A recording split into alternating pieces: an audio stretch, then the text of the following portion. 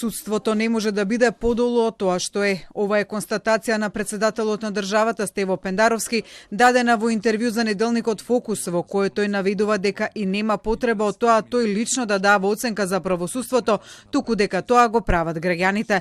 Според Пендаровски, во правосудството има проблеми уште од 1990 година, поради тоа што тоа никогаш не станало независно од центрите на политичката, а уште повеќе на економската моќ. За можните решенија за правосудството Пендаровски е на став дека не смета дека се можни брзи решенија на краток рок. Пред се, затоа што ние во изминативе 30 години, секоја политичка гарнитура, некоја повеќе, некоја помалку во суштина, ја етаблиравме политиката на неказнивост.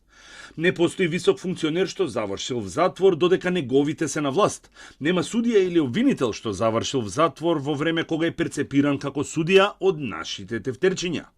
Без казнивост на луѓе кои очигледно не ги почитуваат законите, нема напредок. Шефот на државата дава своји коментари за пресметките на македонското подземје кои се случија во земјава, но и во соседството, како неодамнешното во Грција, а кои се уште не се расветлени, без осомничани и не стаселе до суд. Тој притоа на прашањето дали мафијата е помокне од државата, одговара со не. Не, лошо е тоа што во овие случаи се гледа дека мафијата има поддршка од моќни луѓе во државниот апарат. Ако не процесуираш некој убиство извршено пред очевидци, тоа значи дека некој доволно моќен рекол: немој да процесуираш.